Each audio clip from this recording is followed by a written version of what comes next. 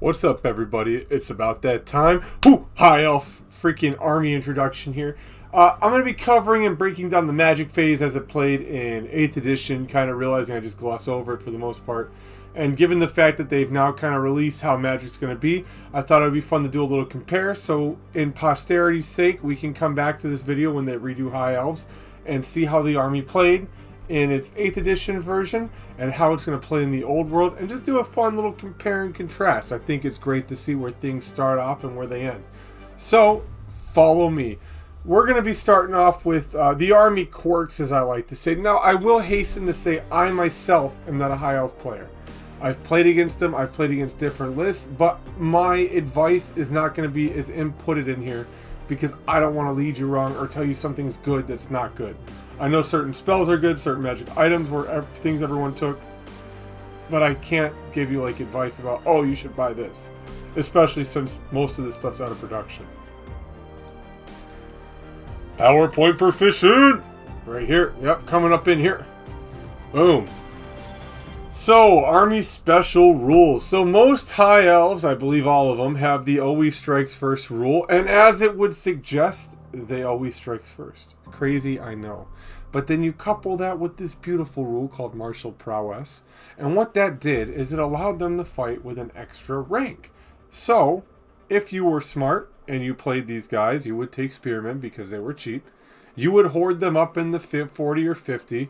And if you got charged, you didn't move, you already got an extra rank. So you would be attacking full attacks from your front rank, second rank, and then third rank. And then Martial Prowess would give you that fourth rank. And it also tied in a little funky with archers too, because there was a rule called volley fire. We'll take the same example. We have a group of 50 archers. You would get the first full rank of shots, the second full rank of shots, the third rank of half shots, the fourth rank half shots, and the fifth rank half shots, counting up to 35 shots total. But with Martial Prowess, you would get a third full rank of shots, coming down to 40 shots total. And these guys, their archers are no slouches in ballistic skill, and there are a lot of archers in here that can just put the hurt on people. So Martial Prowess, outstanding. Valor of the Ages. We are all no unfamiliar to the hatred of the Dark Elves. So what this allows, and I think it's pretty tough, a reroll all panic, fear, and terror tests when fighting Dark Elves. Pretty nasty. Now, I believe Dark Elves get hatred, but we're not here to talk about those scrubs. They didn't even make the cut. So, we're going to talk about Lilith's Blessing. Now, Lilith adds 1 to all attempts to cast spells.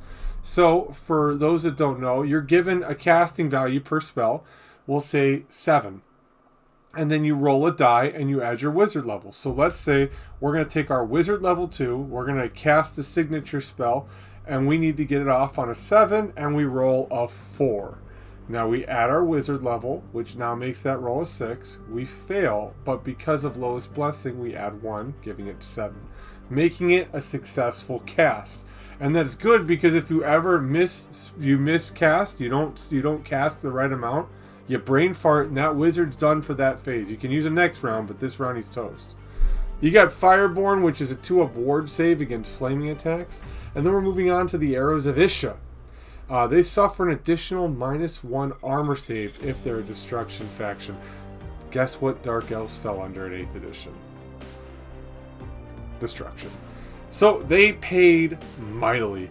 Ithilamar Barding, totally butchered that name, but you know what, we're rolling with it.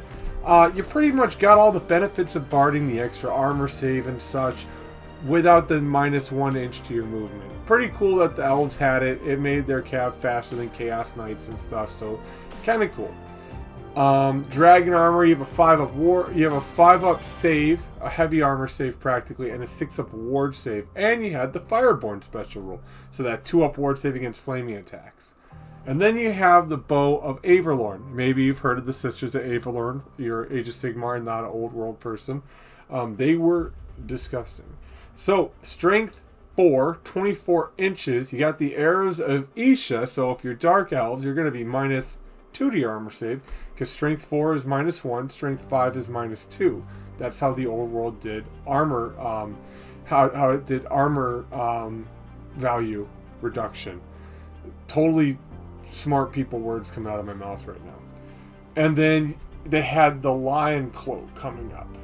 Lion Cloak conferred a 2-up to armor saves against non-magical shooting attacks.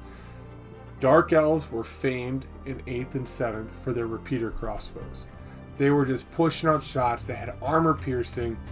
2-up armor save against non-magical shooting attacks really screwed them. I think it's hilarious, but they did not. So let's do this. Alright, let's get down to the magical items. A lot of them here, which is very cool. Makes up for their little skimpy army roster.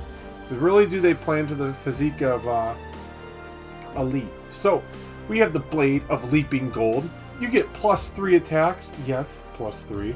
6 to wound, and you ignore armor saves. How much does that cost, you might ask? 70 points. So you might be breaking the bank. Most lords can take up to 100 points of items. So you'll have 30 points left to spend. And most people would probably spend that on getting a ward save. So probably a 6 up for 25 points to get that.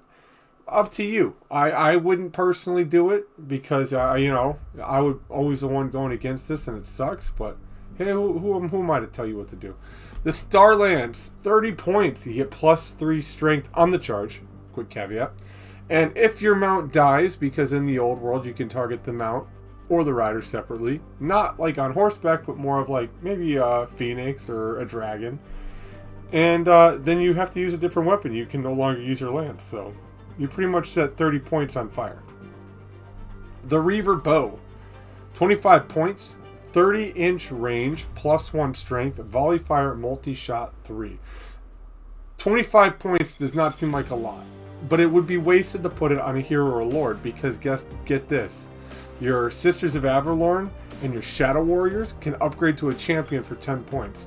That champion can then take 25 points of magical items. You can give him that bow and do the horde that we were talking about. And I believe they have the special key rule, a martial prowess, and you're just getting those shots and just dishing out pain trains. Disgusting. I think it's kind of fun. Let's see. Armor of Kaldor, moving on. So Armor of Kaldor is 50 points. Not bad. It gives you a 2-up unmodifiable armor save. Yes, in fantasy you can have a 1-up armor. However, a 1 always fails. So pretty much only works when the strength modifier kicks in. And you get a 6-up ward save, and you get the Dragonborn special rule. Not bad. Not bad. Shadow Armor, 5-up save, 25 points. You gain Scout and Strider. Scout, I'm pretty sure, is a 12-inch movement. Strider, I believe, is moving through terrain. Without looking and just thinking on the top of my head, maybe I'm right, maybe I'm wrong. My rule book, however, is put away because I went to play a game this last week. And then you have the Shield of the Merworm. So there's a funny thing called a parry save. In fantasy, you get to make 2 saves. You get to make your armor save if you get one, and then on top of it, you get to make a ward save / and/or parry save. So this shield is awesome shield. Is 15 points, and it gives you a 4-up parry save unless you're fighting with a 2-handed weapon, because then you can't get the parry. So pretty cool. The Golden Crown, 10 points, 2-up ward save against the first wound. Now this will negate Killing Blow, and it will negate multiple wounds. So if it's one attack goes through, D3 multiple wounds, you're not getting it. You negate it on a 2-up, and then the artifact crumbles as it has been used, and it has now withered away. Very cool stuff. Honestly, I like things like that. I think it's pretty fun. Now you're looking at the... Oh my god, this took me like 5 times. Moranion's Wayshard. I kept saying the Moron's Wayshard, so forgive me. This is actually really freaking sweet. So, 50 points. You gain the Ambusher's special rule. And then on top of it, you get to add a unit of Spearmen up to 30. And or a unit of Archers, again, up to 30. With that martial prowess and not moving, you're going to be just wrecking fools. And with the Ambusher keyword, you're in there. You're going to be making someone pretty upset. The Ring of Fury, 25 points, a level 3 Soul Quench bound spell. So pretty much with these bound spells, you roll a die, you get the bare minimum of the signature spell. So like with Fireball, you get the weakest Fireball. And you need to roll 3 or higher for the spell to go off. If you roll under, I think the ring crumbles and breaks. So we'll talk about that spell when we go into the magic, which is next. Gem of Sunfire, 20 points, one use only. So during the turn in which the gem is used, all spells, shooting, close combat attacks have +1. So one still fail, but you could potentially be hitting on 2s or wounding on 2s, I believe. And they also get the flaming attack special rules, so nothing better than that. You get to get that 2 and then light them on fire. Pretty disgusting if you're a Tomb King player. The Cloak of Beards. Alright, this one's kind of cool. Shows the hatred of the dwarves and the elves. So 10 points. You know, you cause fear. Beards have hatred. Dwarves have hatred. And you know what? You roll a d6 for every magical item that the enemy has in base contact with you. And on a 4-up, it just breaks. Get wrecked, noob. And the stuntie's not going to be very happy about that. But pretty funny thing. It's a good little gimmick. Whether it goes off or not, I don't know. But it seems fun to take if you want to mess with your dwarf playing buddy. The Book of Hoth. So I actually personally really like this one. After reading through, can't tell you how it performs on paper, but I can't imagine it performs too bad. 55 points allows you to reroll a single die from each casting and dispel rolls. However, you cannot reroll 6s. So when casting double 6s, you roll in a chart, you could explode. Large pie template, bad shebang. On a 4-up, you get sucked into the ether. And it's been the bane of a lot of sorcerers in my time of playing. But 55 points to reroll, that's changing the game right there if you need to get a spell off. And sometimes it's almost worth miscasting. Say you're in base contact with the enemy, you get that large pie, and then you hit them with that spell that we're going to talk about, the very last one, the disgusting one. I think it's like Fire of Convection. It's horrible. You're going to be doing in your partner, and it's going to be kind of funny. And now, honestly, my favorite banner, I think, in all of the armies that I've seen used is the banner of the World Dragon. I see it put on Dragon Princes. Maybe that's wrong, but that's how I remember it being, because they could take a banner of 75 points.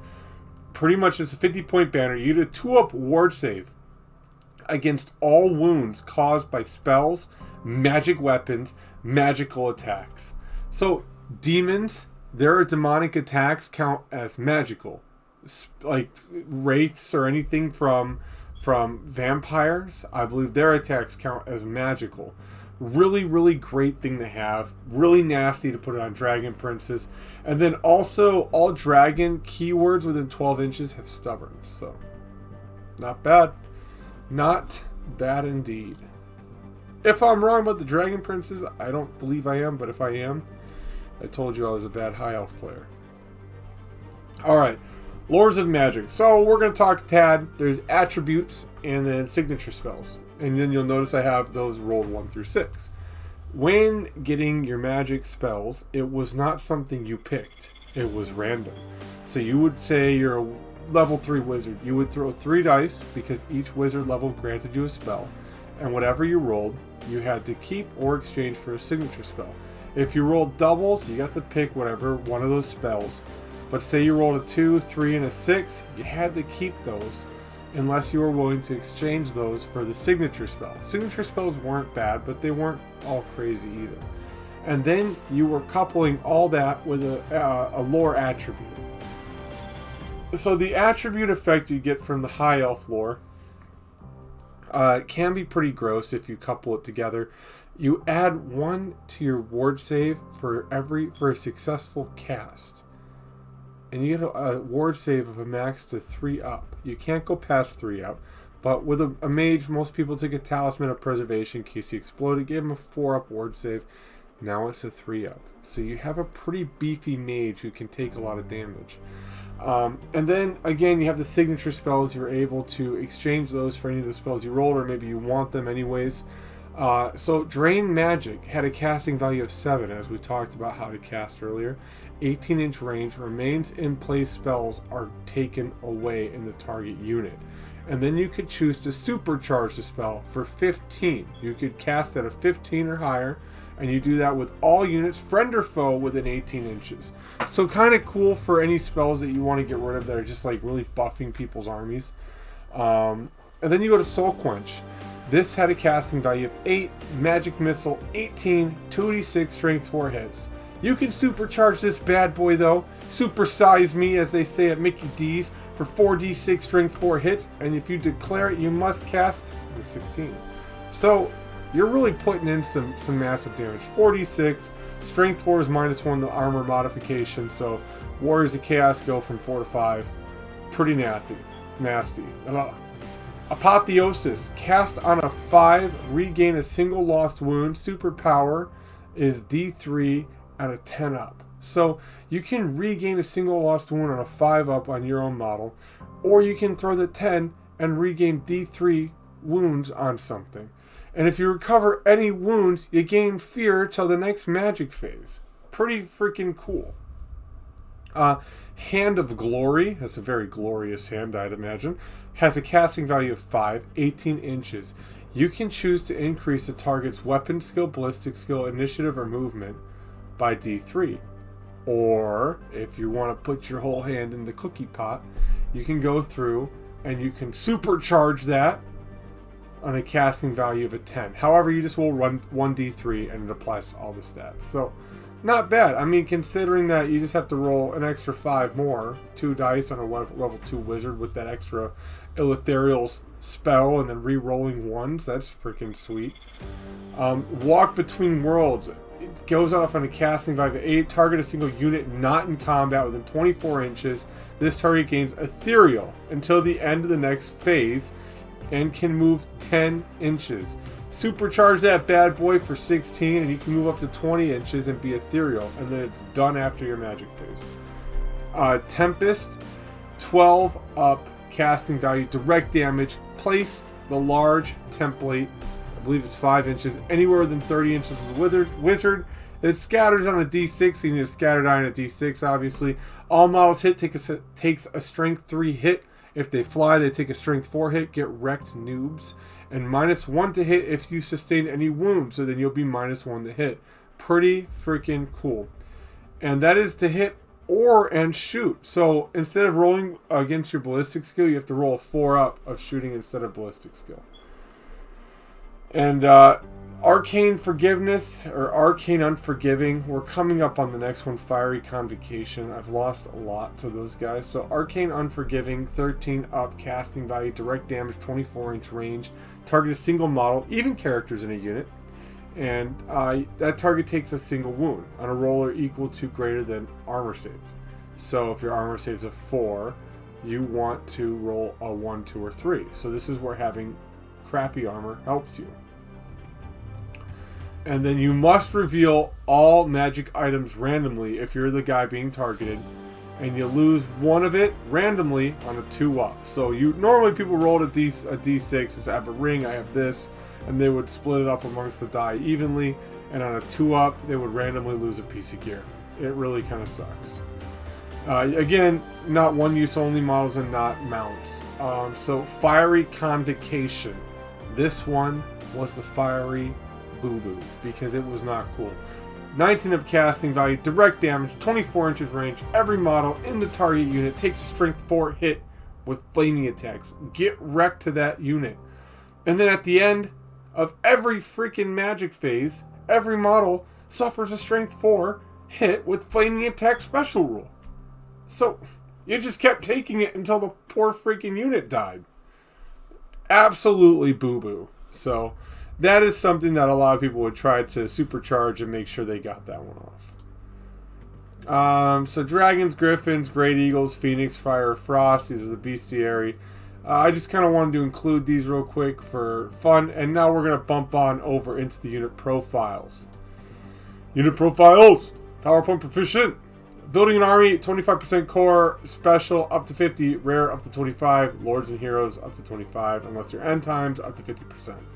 I'll explain this. I've explained it every video, so I'm going to keep doing so for anyone that's new. So we covered spearmen. If they don't move, they get an extra rank of attacks. Archers. Now Lothar and Seaguard are really cool. They're a little expensive, I believe, at like 11 points a model, but they get a bow, they have a spear, and they get a shield. And they can do volley fire, and they can get that extra rank if they don't move. Lothar and Seaguard, in my opinion, are really cool looking minis and something that I personally would run, but they're not competitive. but they are freaking sweet. So that takes like 100 points up on the awesome pull. Silver helms are like mid-cav. They have the ethereal barding, spears. They were cool if you want to take an all-cav army. You could totally rock them. Alarian Reavers, I feel like you bought a bow for 1 point, and you could harass the enemy with shooting and just kind of run around. Remember, fast cav can flee a charge and choose to run, and they automatically rally at your next turn because of fast cav. So pretty cool stuff. I dug them. Alarian Reavers had a beautiful plastic kit, and so did the Lothran Seaguard, in my opinion. But moving on. Okay, this is where we get into the meat and the potatoes. Lion, Chariot, Charse, War Lion, Strength 5, and they also have Stubborn, which is pretty great. Also, the crew's rocking great weapons, so striking at initiative. So if you have always strikes first, always strikes last, they cancel each other out, and you strike at initiative. And great weapons have always strikes last special rule. Now, the crazy thing about the White Lions that roll on this chariot, they're Strength 4. So that means your attacks are Strength 6, minus 3 to their armor save modification. White Lions over here. So these are the dudes not on chariots. Again, they have great weapons. They have Forest Strider. They have a magic standard up to 50 points. They have heavy armor, which is a 5-up armor save, and the Lion Cloak, which pretty much says, I don't care about your shooting if it ain't magical. Pretty nice thing. I will say, them and the Swordmasters are the same cost and points. Swordmasters are Strength 5 after their damage modification. They have a 6-up ward to shooting because they're like swatting them out of the air because they're so freaking cool and awesome.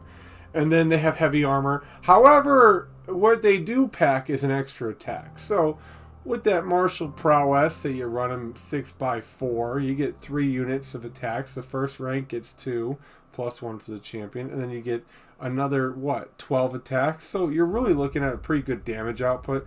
And you're still minus 2 to the save. So that 4-up Chaos Warrior armor save, they're not packing shields, is now a 6-up. Up to you. I personally like the Swordmaster models. None of them are in production anymore, so it's like really up in the air. I think White Lions may have been pewter or plastic by the end. I remember them being pewter. If they're plastic, let me know in the comments because I totally missed that. Yeah, so there we go. Shadow Warriors, Alathanar's homies himself, pretty much super secret bow guys from Nagaroth that are fighting the Dark Elves. They have Hatred Dark Elves. Skirmishers, they have longbows. They are ballistic skill 5, so hitting on 2s if they don't move. And their champion is a 10-point upgrade for that 25 points in magic items. You can take that sweet bow with the 3 shots. Phoenix Guard have Fear, Halberds, which is +1 strength, and they get always strikes first because there's no modification to that. And then they have a 4-up ward save called Witness to Destiny. Pretty dope. Witness to the boo-boo, am I right? Witness to these good dice rolls, nerd. Alright, yeah, they wrecked me. I freaking hate the Phoenix Guard. Dragon Princes of Kalimdor. Another one I loathe utterly. 29 points per mini, however, it's worth it. You get a Lance, which on the charge is, I think, +1 or +2 strength. +2, I want to say. Only in the first round. You have Barding, the Illitherial Barding, so they get that extra inch of movement.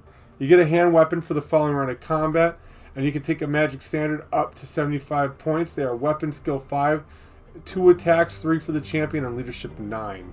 So 75 point percent for Banner of the World Dragon. Sky Cutter.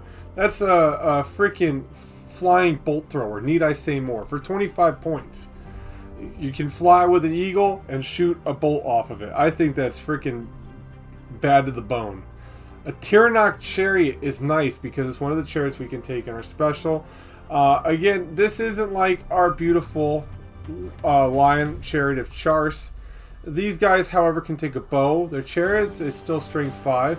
And they have a unit of 1 to 3 at 70 points per model. So you can take a unit of 3, kind of rolling them around with the longbows shooting and just harassing your enemy, if you want. Eagle Claw Bolt Thrower. So you can have up to 4 in an army up to 22,999. And if you go to 3,000 points, you can have up to 8 because that's considered a grand army. Great Eagles are 1 per unit. Good for hunting down war machines or messing with fast cav. Flame Phoenix causes terror, flaming attacks, attuned to magic 5-up, ward, and magical attacks. So with the Phoenixes, you had this little chart you rolled on. I took the time to write it down and rehearse it for you. You rolled a d6, 2d6, you took your highest one and applied it to the chart. A 1 would be -1 to its ward save. A 2 would be -1 to its strength.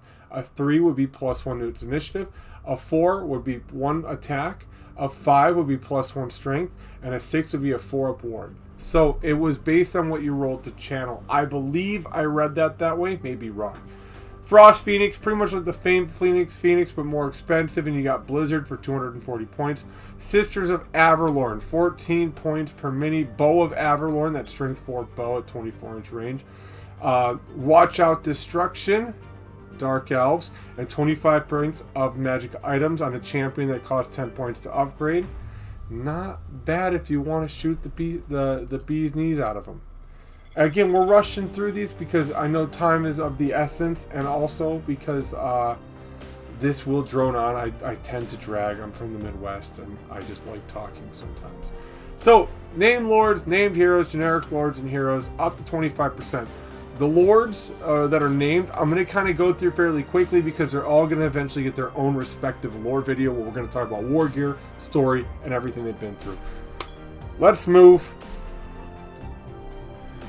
Named lords, you got Tyrion, Teclis, Altharion the Grim, Aleth Anar, Alariel the Radiant. Now, I believe Alariel is the Everqueen. Aleth Anar was a guy turned High Elf. He was on Nagarath during the Schism. Went up against Malekith a few times. Had a little role in the end times. Had a sweet bow. And he did some buff, I'm sure, to Shadow Warriors. Altharion the Grim rolls with a Giant Griffin. Teclis is a super duper magic user, wizard level 4, wizard moonstaff, crazy sorceries going on. Alariel was also a wizard level 4, and Tyrion rolled around in the steed for 410 points with the Sunfang dragon armor of Anarion and Heart of Averlorn. On we move. Corhill, he was that crazy pewter model with the great axe that everyone wouldn't stop talking about during his time. 150 points, can take a lion chariot for 125 points. Pet of Charandus and Shael. So I can't tell you what that is at this point. And Shard Ran, 170 points, maybe on a Frost Phoenix, 250 points Blade. So I don't know what my notes just told me there, but he's 170 points and can take a Frost Phoenix for 250, which is weird because they're base 240, but after looking it up, it is 250. So they just pretty much screw you on the 10 points. Now we have the lords on this side, heroes on this side. You can take a prince, archmage, which can be upgraded to a wizard level 4, anointed of Assyrian, which can take a phoenix, lore master of Hoth, really cool, wizard level 2, so you get to add 2 to his casting, but he got every single signature spell out of all the winds of magic. So heavens, metal, fire, shadow, death, all that stuff. He got all the signature spells. Really fun, really hard to keep track of, but kind of cool. And then, of course, they have access to the mounts. They have access to up to 100 points of magical items. They have upgrades for various armor upgrading. A prince, and I would honestly scrap the prince, take an archmage, and take a lore master of Hoth, and just run a lot of magic. The noble, you could upgrade to a BSB. However, if you're running dragon princes, why would you just kind of run that? The noble BSB would be cool if you wanted to kind of throw them in a big brick of, like, I don't know, for me personally, Lothran Seaguard, a brick of 50, throw a noble with a BSB in there, give them the war banner for whatever reason, or if you want to really screw with somebody, the razor banner and give them armor piercing, and just let people die on their spears. You can get a mage, again, can be upgraded to wizard level 2 for 35 points, dragon mage of Kaldor, Lothran Seahelm, which is a dude on horse, I imagine, handmaiden of the Everqueen. She have a special rule. If she's on the table, the Everqueen, they can't take magic items, but you have access to a special horn. The more you know. And now off to our summary. Sorry to rush this. 30 minutes I felt like was fairly long, but let's move on. Can you get a head start? No, you cannot. Most of these models are no longer in production. Some of the 3D printed renders have holes and gaps in them, so unless you know what you're doing, or you can clear them out, or you can cure them with the pockets of resin in them by using clear resin, I would not chance it. You can get bases where I stated before, but however, what can we expect from the old world is the biggest thing. We can expect to see their range come back. Now, because they just redid Cities of Sigmar, and a lot of that stuff is going down, High Elves have absolutely zero on there. The last thing they had was their Phoenix Guard. And those guys are toast. So we can expect probably to see a majority of the range come back. What I would like to see is I would like to see the Sword Masters of Hoth finally get a plastic kit that you can buy, because for the longest time, and the only time you could get the plastic ones, was in the Island of Blood starter set. You had to buy pewter if you wanted the other ones. Aside from that, really, they had a really nice range, really unique, and the book is honestly fantastic. I like it. It's a good read through to have, and honestly, just buy what you think looks cool for the army. I mean, if it were for me, I'd play very fun.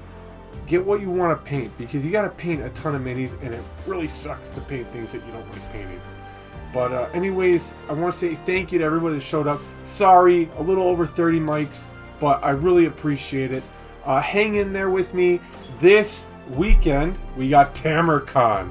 So, the Maggot Lord himself is coming out to end the month and the week, technically, and start November right. So, everybody, I want to say thank you for your time. Have a lovely morning, evening, and night.